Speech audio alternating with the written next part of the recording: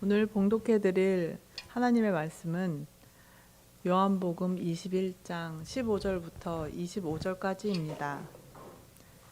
이처럼 그들이 식사를 한 뒤에 예수님께서 시몬 베드로에게 이르시되 요나의 아들 시몬아 너가 이것들보다 나를 더 사랑하느냐 하시니 그가 그분께 이르되 주여 그러하나이다. 내가 주를 사랑하는 줄 주께서 아시나이다 하매 그분께서 그에게 이르시되 내 어린 양들을 먹이라 하시고 다시 두 번째 그에게 이르시되 요나의 아들 시몬아 너가 나를 사랑하느냐 하시니 그가 그분께 이르되 주여 그러하나이다.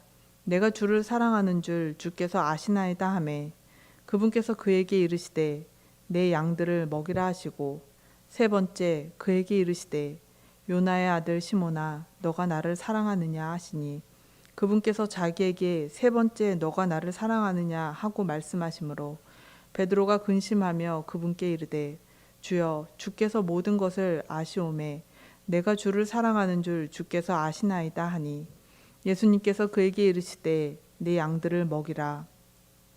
진실로 진실로 내가 너에게 이르노니 젊어서는 너가 스스로 띠를 띠고 원하는 곳으로 다녔으나 늙어서는 너가 너의 손을 내밀 터인즉 다른 사람이 너에게 띠를 띠워 너가 원하지 않는 곳으로 너를 데려가리라 하시니라.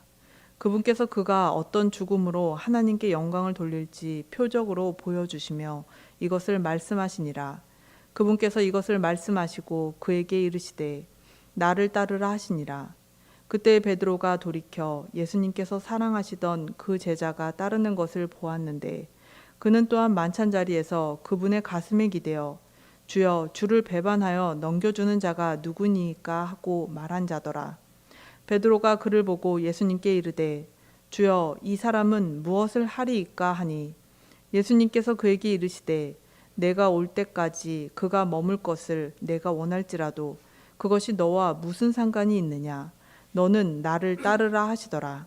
그때 그 제자는 죽지 아니하리라는 그 말씀이 형제들 사이에 널리 퍼졌으나 예수님은 그에게 그가 죽지 아니하리라 하지 아니하시고 다만 내가 올 때까지 그가 머물 것을 내가 원할지라도 그것이 너와 무슨 상관이 있느냐 하셨더라. 이것들을 증언하고 이것들을 기록한 제자가 이 사람이라. 우리는 그의 증언이 참된 줄 아노라. 예수님께서 행하신 것들이 이 외에도 많으나 만일 그것들이 낱낱이 기록한다면 심지어 이 세상이라도 기록된 책들을 다 담아두기에 부족할 줄로 나는 생각하노라. 아멘. 김윤선 목사님 나오셔서 회복시키는 사랑의 능력이라는 제목으로 말씀 전해주시겠습니다. 제가 구글에서 회복이라고 하는 단어를 한번 검색해 보았습니다. 그 뜻이 이렇게 나오더군요. 원래 상태로 되돌리거나 되찾는 것. 원래 상태로 되돌리거나 되찾는 것. 이 자리에는 신용 회복이 필요한 분들이 계실 겁니다. 마구마구 카드를 썼더니 신용불량자가 되어서 신용 회복이 필요한 분들이 계실 겁니다. 이 자리에는 관계 회복이 필요한 분들이 계실 겁니다. 누군가와의 사이가 지금 몹시 뒤틀어져 있거나 사람들과의 관계가 좋지 않습니다. 회사 나가기가 싫죠. 그런 분들은 관계 회복이 필요합니다. 이 중에는 하나님과의 관계가 지금 껄끄러운 분들이 계실 것 같습니다. 하나님과의 관계를 빨리 회복하십시오. 그렇지 않으면 여러분의 영혼이 병들기 때문입니다. 왜 회복이 필요할까요? 여러분의 신체가 계속해서 사인을 줍니다. 회복하라고. 그런데 여러분이 계속해서 몸을 마구마구 놀리죠. 그러면 여러분의 몸이 안 좋아집니다. 신체 회복이 필요해요. 우리는 영적인 존재입니다. 영혼을 가졌습니다. 그래서 우리 영혼은 쉴 새 없이 하나님과의 관계에서 올바르고 아름답고 좋은 관계를 가져가야 되는데 내 영혼이 지치고 내 영혼이 병들면 내 영혼이 공고해지면 다 싫어요. 그런 분들은 하나님과의 관계 회복이 정말로 절실합니다. 최근에 여러분 지쳐 있는 분 계시지 않습니까? 몸도 너무나 지쳐 있고 마음도 지쳐 있고 모든 게 싫고 어디론가 좀 떠나버리고 싶고 그런 분들은 지금 회복이 필요한 거예요. 오늘 예수님께서 디베랴 바닷가에 가셨습니다. 왜 가셨을까요? 거기에 회복이 필요한 한 영혼이 있었기 때문입니다. 누굽니까? 베드로입니다.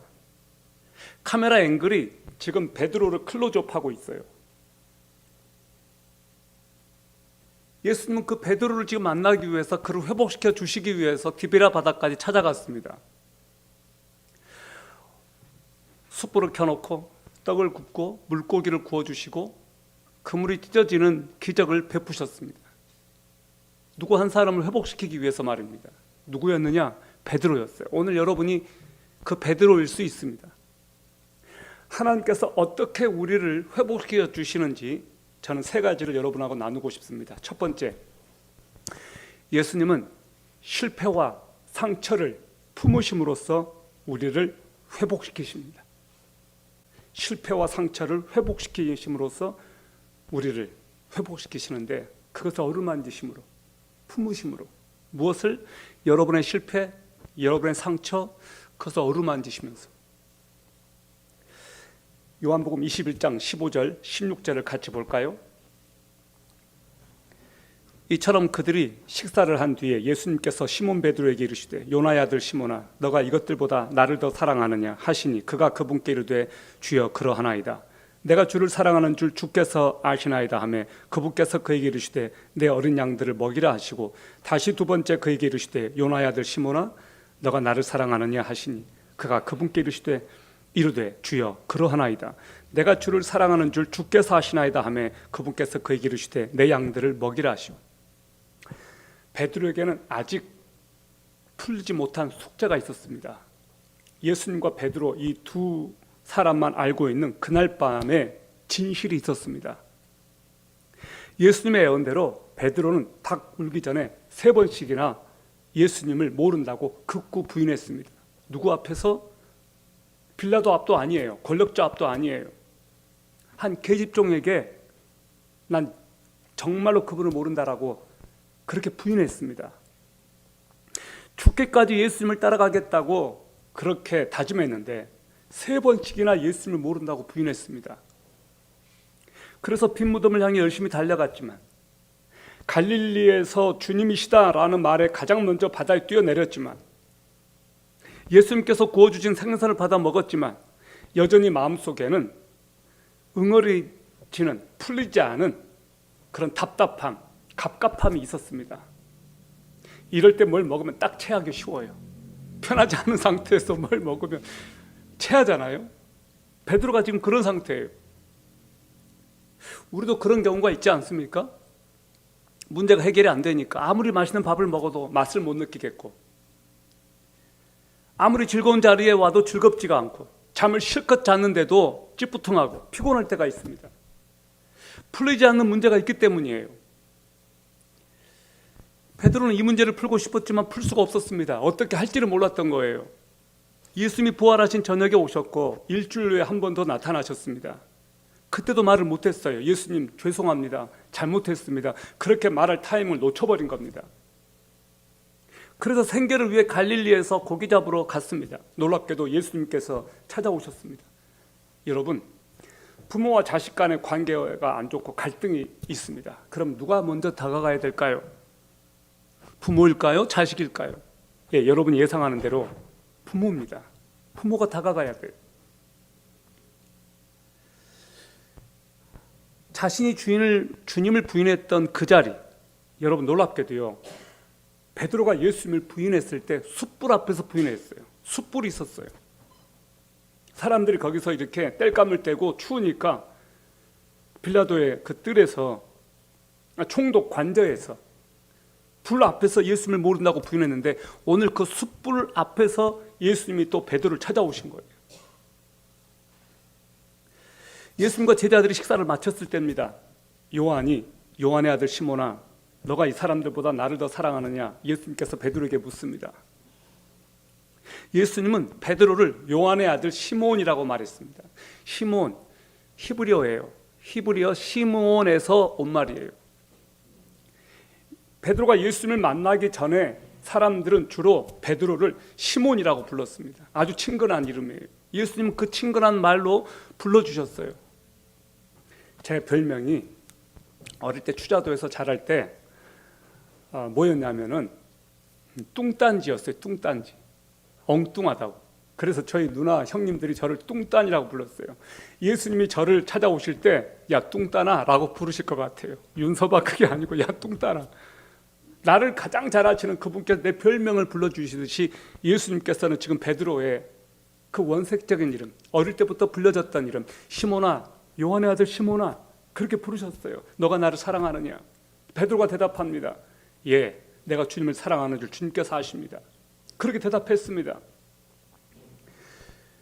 예수님께서 베드로의 가장 깊은 상처를 어루만져 주시는 거예요. 그런데 무슨 말을 덧붙이는지 아세요?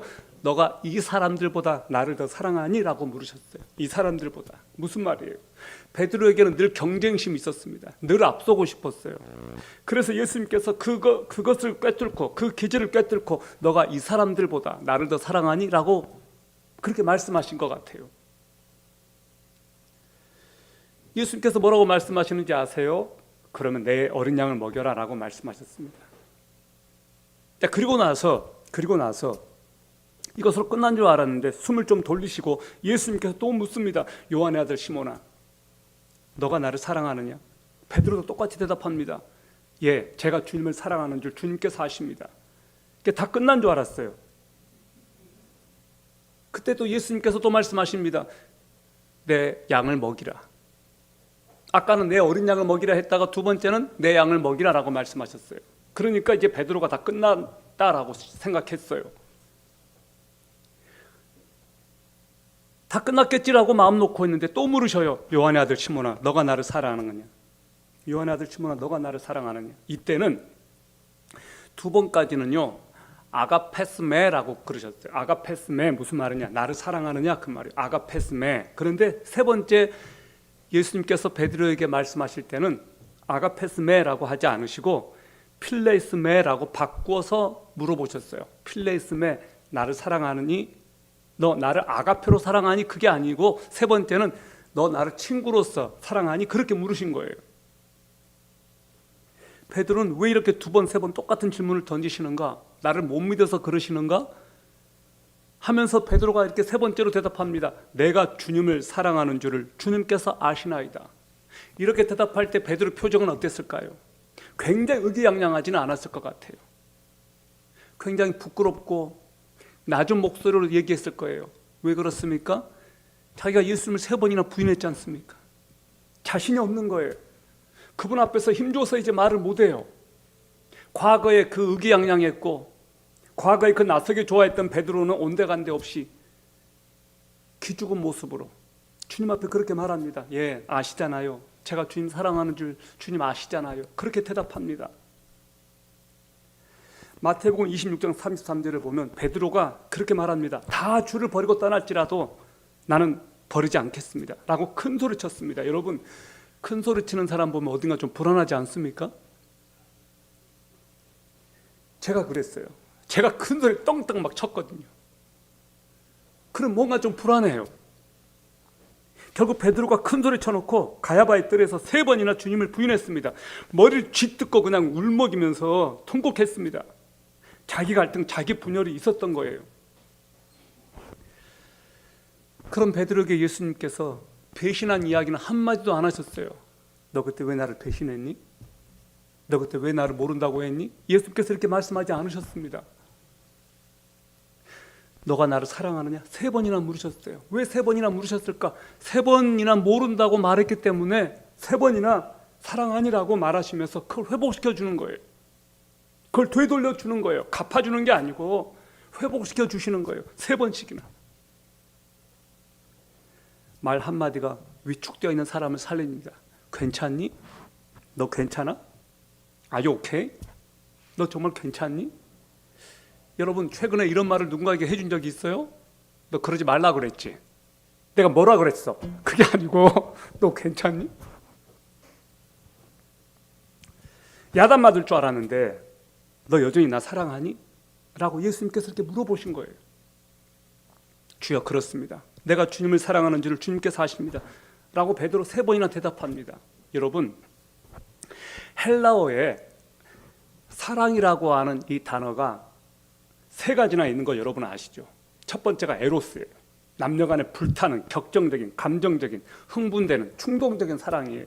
두 번째가 필레오라는 사랑이 있어요. 친구 간에 우정을 말하는 거예요. 굉장히 가족끼리, 가까운 사람끼리 나누는 따뜻한 애정이에요. 필레오. 그 다음 3번째가 이 아가페라는 사랑인데, 이것은 유대교나 기독교 문서 외에는 찾아보기 힘듭니다. 이 아가페는 에로스와 달리 충동적이고 감정적이고 격정적인 사랑이 아니에요.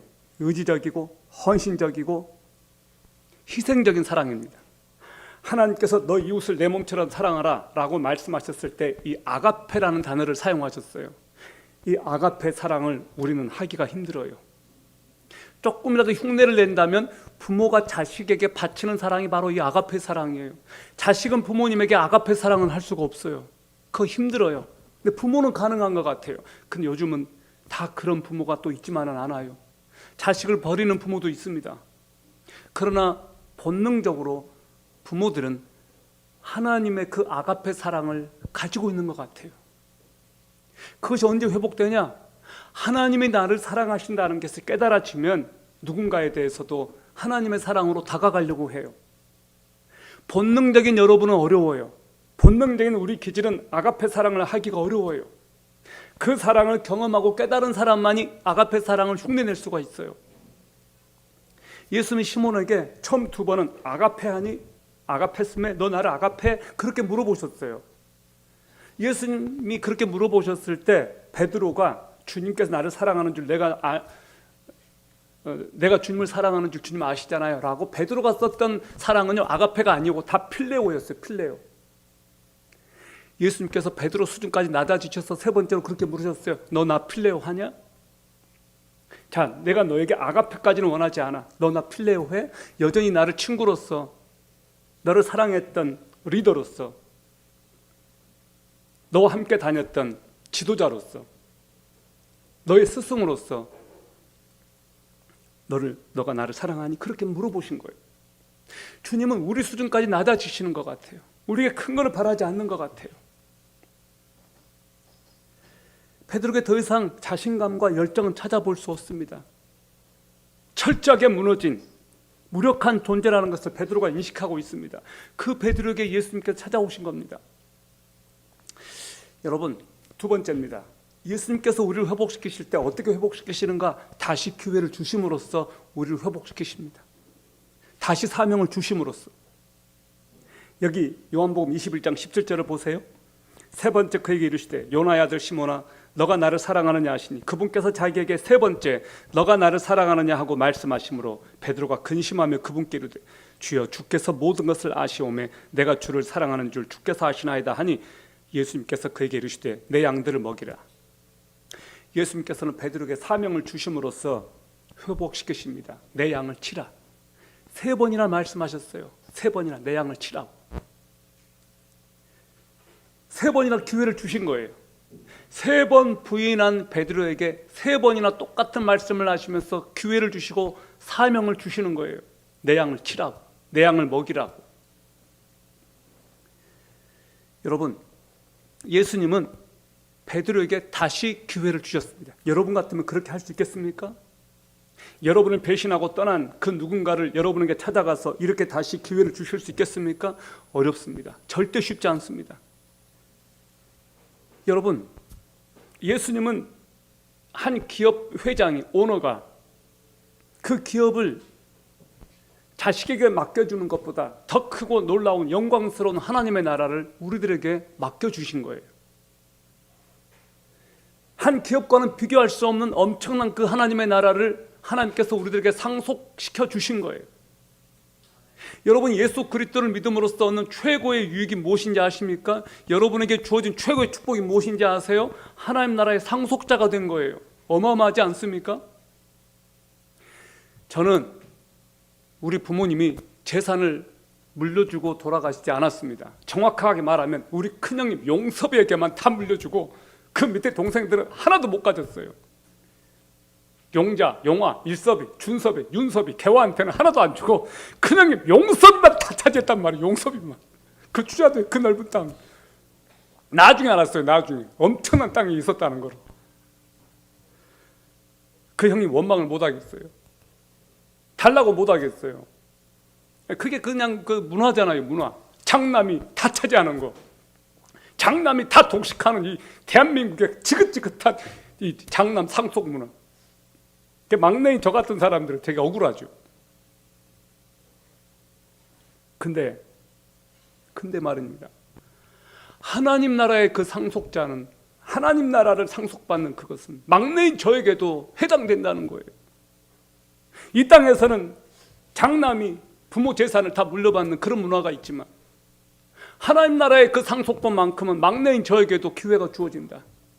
예수 그리스도를 믿고 하나님의 자녀가 되면 누구나 그 하나님 나라를 상속받는다. 할렐루야. 이것보다 더 엄청난 것이 어디 있어요?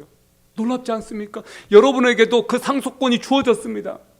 하나님 나라 아무나 들어갈 수 없습니다. 하나님께서 선택하신 사람만 들어갈 수 있습니다. 하나님께서 예수 그리스도를 통하여 예수 그리스도의 피값으로 구원하신 백성들만 그 나라에 들어갈 수가 있습니다. 저는 오늘 여러분에게 그 기회가 주어졌으면 좋겠습니다. 이 세상에서 어떻게 하면 좀 더 벌까? 이 세상에서 어떻게 하면 좀 더 가질까? 어떻게 하면 내가 이 세상에서 부자가 될까? 바득바득 그렇게 하는 사람들, 여러분 잘 들으세요. 하나님 나라보다 더 가치 있는 것이 어디 있습니까? 여러분이 그렇게 벌려고 한 거 언젠가는 다 없어지고 다 사라지고 다 두고 가야 됩니다. 이 땅의 것은 절대 영원하지가 않습니다. 그러나 하나님 나라는 영원한 거예요. 그 하나님 나라는 아무나 가질 수가 없고 오직 하나님께서 선택하신 사람들만 가져갈 수 있는데, 그 하나님께서 선택한 사람들만 그 상속권을 가질 수 있는데, 오늘 이 자리에 온 여러분에게 그 기회가 주어졌단 말입니다. 이것보다 더 놀라운 사실이 어디 있습니까? 나는 이것을 여러분이 깨닫게 되기를 바라고, 성령께서 여러분을 깨우쳐 주시길 바라고, 여러분 안에 예수 그리스도를 말미암은 그 하나님 나라가 들어왔으면 좋겠습니다. 아멘. 그것을 깨닫는다면 여러분은 엄청난 복이 있는 거예요. 이것을 못 깨닫는다면 너무너무 비참한 거예요. 교회는 그렇게 나오는데도 예수 그리스도를 믿는 그 믿음을 갖지 못한다는 것 얼마나 불행한 건지 아십니까? 교회 마당만 밟고 하나님의 은혜를 경험하지 못하고, 내가 죄인이라는 것이 깨달아지지 못하고, 하나님의 자녀됨을 깨닫지 못하고, 하나님 나라의 그 상속자가 되지 못한다면 얼마나 비참한 거예요. 여러분, 교회 밖에 있는 사람들보다 교회 안에 들어와 있는 여러분이 구원받을 가능성이 훨씬 높다는 것 아십니까? 여러분에게 기회가 주어졌습니다. 놀라운 기회가 주어졌다고요. 엊그제 한 분하고 상담을 했습니다. 이분이 최근에 감사한 거 뭡니까? 라고 물어보니까 20년 전에 1억 6천만 원을 주고 주택 하나를 샀대요. 집을 하나 샀대요. 근데 거기가 재개발돼 가지고 17억짜리 아파트 분양 혜택 받아 가지고, 거기 원래 원주민이었기 때문에 혜택으로 이제 다음 달이면 거기에 들어간다는 거예요. 제 마음이 불편해지기 시작했습니다. 누구는 저렇게 분양받아 가지고 17억짜리 아파트를 들어가고. 근데 그분은 그 자리에서 축복해 주었어요. 너무너무 잘 됐다고. 근데 나이가 얼마입니까? 라고 여쭤보니까 나이가 이제 65세입니다. 이제 그곳에 가서 얼마큼 살 것 같습니까? 그곳에서 천년만년 살 것 같습니까? 고작 살아봐야 20, 30년 아니겠습니까? 좀 더 살아봐야 40, 50년 아니겠습니까? 그러나 당신을 위해서 영원한 천국이 예비되어 있습니다. 이제 살 만큼 사신 우리 누구니 그곳에 이사 간다니까 얼마나 기쁘세요. 얼마나 좋습니까? 그러나 그곳에서도 영원히 살 수가 없습니다. 영원한 천국, 예수 그리스도를 믿으면 들어갈 수 있는데, 그 영원한 천국에 그것보다 더 의리한 집을 하나님께서 준비해 놓고 계실 텐데 거기 가보시지 않겠습니까? 그분이 뭐라고 반응했을 것 같아요?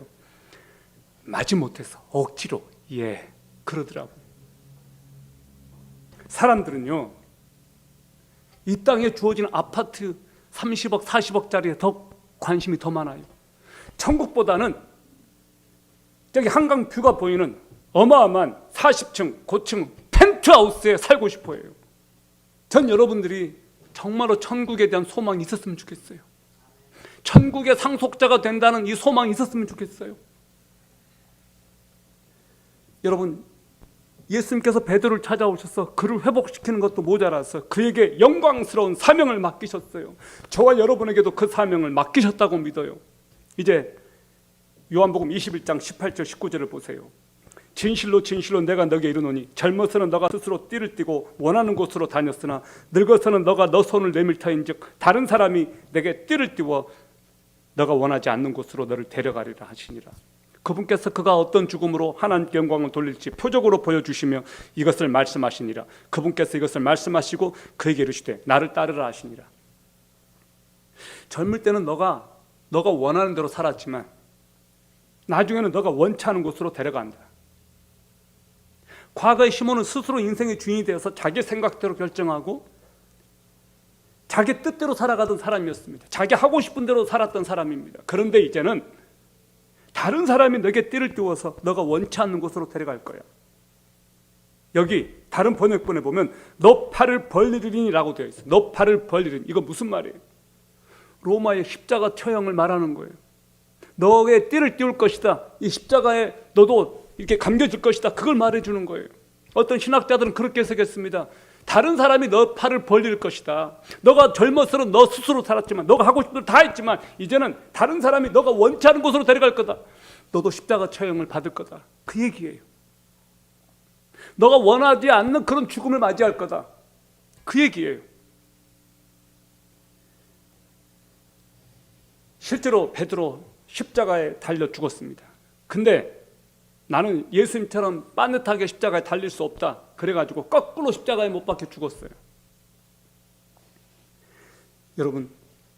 여러분이 예수 믿기 전에는, 과거에는 여러분이 원하는 대로, 여러분이 인생의 주인이 되어서 여러분이 결정하고 여러분이 생각하고 여러분이 원하는 대로 살았습니다. 그러나 정말로 이제 예수 그리스도를 믿게 되었고 하나님의 자녀가 되었다면 이제는 하나님께 여러분의 삶의 주도권을 한번 맡겨보시지 않겠습니까? 언제까지 여러분이 하고 싶은 대로 여러분이 원하는 대로 살겠습니까? 정말로 여러분이 예수를 믿는다면 여러분의 자신, 여러분의 중심, 여러분의 주도권을 그분께 한번 위탁해 보십시오. 오 주님, 이젠 주님께서 내 삶의 주인이십니다. 주님께서 내 삶의 왕이십니다. 그래서 이 연습을 가급적이면 빨리 시작하라고 권하고 싶어요. 저도 제가 원하는 대로 제가 하고 싶은 대로 살았던 사람이에요. 그런데 예수님을 믿고 나서 가장 힘든 게 뭔지 아십니까? 내가 원하는 대로 사는 것. 그것을 하나님께서 기뻐하시지 않더라고요. 성령께서 그것을 원하지 않아요. 그러니까 갈등이 생겨요. 내가 원하는 대로 살려고 하면 할수록 성령과 내 안에 있는 자아가 싸워요. 윤서봐, 이건 아니지 않니? 내가 너에게 원하는 것은 이건 아니지 않니? 그래서 순복해요. 그래서 순복하는 훈련을 해요. 전 여러분이 예수 그리스도께 여러분의 자아를 내려놓고 순복하는 연습을 계속하기를 바랍니다. 매일매일 그분께 순복하고 여러분을 드리는 훈련을 하십시오. 나이가 들어가면요, 예수님께 순복하기가 더 어려워집니다. 나이가 드신 분들하고 얘기를 해볼수록 느끼는 거 하나 있습니다. 나이가 드시니까 고집과 아집만 남아있어서 다른 사람 이야기를 경청할 줄을 모르고 더 이야기를 하고 싶어진다는 거예요. 근데 우리 교회 성도님들은 참 훌륭하신 분들이 많아요. 다른 분에게 이야기를 경청하려고 하고 들으려고 하는 분들이 많으세요. 하나님께 감사드립니다. 여러분, 베드로를 꼭 기억하십시오. 이 말씀을 하시면 베드로가 어떠한 죽음으로 하나님께 영광을 돌릴 것을 가르치시미라. 이 말씀을 하시고 베드로에게 이르시되 나를 따르라 하시니, 예수님은 베드로가 십자가에서 순교할 것을 말씀을 해주셨습니다. 이제 세 번째입니다. 예수님은 비교하지 않음으로써 우리를 회복시키십니다. 비교하지 않음으로써 우리를 회복시키신다. 여기 21장 20절부터 23절까지 보세요. 그때 베드로가 돌이켜 예수님께서 사랑하시던 그 제자가 따르는 것을 보았는데 그는 또한 만찬 자리에서 그분의 가슴에 기대어 주여, 주를 배반하여 넘겨주는 자가 누구니까 하고 말한 자더라. 베드로가 그를 보고 예수님께 이르되 주여, 이 사람은 무엇을 하리까 하니 예수님께서 그에게 이르시되 내가 올 때까지 그가 머물 것을 내가 원할지라도 그것이 너와 무슨 상관이 있느냐? 너는 나를 따르라 하시더라. 그때 그 제자는 죽지 아니하리라는 이 말씀이 형제들 사이에 널리 퍼졌으나 예수님은 그에게 그가 죽지 아니하리라 하지 아니하시고 다만 내가 올 때까지 그가 머물 것을 내가 원할지라도 그것이 너와 무슨 상관이 있느냐 하셨더라. 자, 베드로는 늘 1등자를 놓치고 싶어 하지 않은 기질의 사람이었습니다. 그래서 늘 남들보다 앞에 서야 했고 비교의식을 가지고 있었습니다. 예수님의 초점이 자신에게 옮겨지니까 베드로가 조금 누구를 의식했냐? 요한을 의식했어요. 그래서 베드로가 예수님을 보고 쟤는 어떻게 되는데요? 나는 그렇게 된다고 치지만 쟤는 어떻게 되는데요? 누구를 가리킨 거예요? 요한을 가리켰던 것 같아요. 그러니까 베드로에게는 누구에 대한 의식이 늘 있었는가? 요한을 늘 의식했던 것 같아요. 왜냐? 가만 보니까 예수님이 요한을 많이 사랑하고 아끼는 것 같거든요. 그러니까 이 베드로가 예수님을 보고 요한은 어떻게 되는데요? 라고 지금 물어본 거예요. 근데 예수님이 대답이 뭔지 아십니까? 상관하지 마. 너나 잘해. 내가 올 때까지 살아있든 죽었든 그게 너랑 무슨 상관이야. 너는 그냥 나를 따르면 돼. 단도직입적으로 얘기해 준 거예요. 왜 자꾸 쟤를 비교하려고 그러냐. 예수님께서 베드로를 비교하지 않았습니다. 야, 요한은 저렇게 내 말 잘 듣는데 왜 너는 내 말 그렇게 안 듣니? 요한은 저렇게 내 말 잘 듣고 순종을 잘하잖아. 근데 너는 왜 그렇게 나대기는 걸 좋아하고 너는 왜 그렇게 남들만큼 그렇게 나를 따르지 못하니? 라고 하지 않으셨어요. 저는 이것이 좋아요. 우리 예수님은 여러분을 보고 비교하지 않습니다. 너는 왜 윤섭이처럼 저렇게 열심히 예수님을 못 믿니? 그렇게 비교하지 않으세요. 저에게도 비교하지 않습니다. 이것이 하나님의 사랑 아닙니까? 하나님께서는 여러분을 있는 그대로 보신다는 거예요. 누구랑 비교해서 여러분을 평가하지 않는다고요. 하나님의 놀라운 사랑 감사합니다. 하나님께서는 우리를 보실 때 이 세상에 나 혼자 있는 것처럼 나를 사랑하셔요. 여러분, 신앙은 경쟁이 아닙니다. 각자에게 주신 길이 다 다릅니다. 예수님께서 베드로에게 뭐라고 말씀하세요? 너는 나를 따르라. 제가 어떻게 되든 상관하지 말고 너만 나를 잘 따르면 돼. 다른 사람하고 비교하려고 하지 마. 나도 너를 비교하지 않잖아. 그 얘기 하신 거예요. 결론입니다. 우리들의 마음은 언제나 짓눌려 있을 수 있어요. 우리는 실패의 쓰라린 기억을 가지고 있습니다. 이 자리에는 한 번쯤은 실패해 본 기억을 가지고 있는 분들이 계실 겁니다. 우리 마음은 자주 무너지고 남모르는 상처로 고통받고 기죽어 있을 수 있습니다. 베드로는 실패했었습니다. 예수님께서는 베드로의 실패를 외면하거나 축소시키거나 과거의 일로 묻어두지 않으셨습니다. 대신 회복시키셨습니다. 너가 나를 사랑하니? 3번이나 물어보시면서 3번이나 부인을 하는 것을 그대로 회복시켜 주신 거예요. 너무나 따뜻하지 않습니까? 너무나 아름답지 않습니까? 주님께서 우리를 회복시킬 때도 베드로처럼 그렇게 대하실 것 같아요. 나에게 다가오셔서 너 나를 사랑하니? 나도 너를 사랑해. 다시 일어서봐. 할 수 있어. 내가 너를 응원할 거야. 내가 너를 도와줄 거야. 너의 오른편에 내가 있어. 나는 끝까지 너를 신뢰하고 너를 응원하고 너를 지지할 거야. 우리도 베드로처럼 크게 다르지 않습니다. 차마 내가 먼저 주님 사랑해요라고 말할 용기가 없는 베드로에게 예수님께서 먼저 찾아오셔서 너가 나를 사랑하느냐? 라고 물어보시는 거예요. 그래서 우리로 하여금 고백하도록 환경을 만드셔요. 베드로가 했던 것처럼. 베드로가 예수님 사랑해요 라고 말하고 싶었는데 말할 수 없었어요. 근데 예수님께서 물어보잖아요. 너가 나를 사랑하니? 베드로가 대답합니다. 예, 제가 주님을 사랑하는 줄 주님 아시잖아요. 베드로가 하고 싶었던 말을 예수님께서 할 수 있도록 만들어주신 거예요. 예수님은 우리를 회복시키기 위해서 찾아오셨습니다. 하늘의 그 영광스러운 보좌를 버리고 악의 모습으로 이 땅에 오셨습니다. 죄가 하나도 없으신 그분께서 우리의 죄를 담당하시고 십자가에 달려 죽으셨습니다. 그리고 부활하셨습니다. 3일 만에. 그리고 승천하셨습니다. 그리고 그분께서 다시 오십니다. 저와 여러분을 회복시키기 위해서 영원한 천국으로 우리를 인도하시고 우리에게 영광스러운 하나님의 자녀로서의 그 지위를 복귀시켜 주시고 저와 여러분을 영원한 생명으로 초대하셨습니다. 오늘 주님께서 그 놀라운 사랑으로 저와 여러분을 찾아오심을 감사하고 찬양합시다. 여러분을 끝까지 추적하시고 여러분을 회복시키시는 그 하나님의 큰 사랑을 인하여 감사하십시오. 끝까지 주님은 여러분을 포기하지 않습니다. 그리고 하나님은 끝까지 여러분을 품으십니다. 할렐루야! 그 주님께서 우리와 함께 하심을 믿습니다. 우리 한번 기도하실까요? 그 하나님의 사랑에 초대를 받으신 여러분, 이 시간 그분 앞에 여러분의 마음을 한번 드려보시기 바랍니다. 너 나를 사랑하니? 주님께서 오늘 여러분에게 물으십니다. 이 시간 눈을 감으십시오. 눈을 감고 조용히 하나님께 기도하십시오. 하나님, 저도 주님을 사랑합니다. 저에게 찾아와 주셔서 감사합니다. 제가 주님을 사랑합니다. 그리고 제 마음, 제 중심을 아버지께 드립니다. 제가 살고 싶은 대로 살았고 제가 하고 싶은 대로 살았던 그 모든 것들을 이제는 내려놓고 이제는 제 삶을 주님께 드리고 주님께서 원하시는 삶으로 저를 드리고 싶습니다. 저를 받아주시고 저를 다스려 주십시오. 이 시간 기도하시기 바랍니다.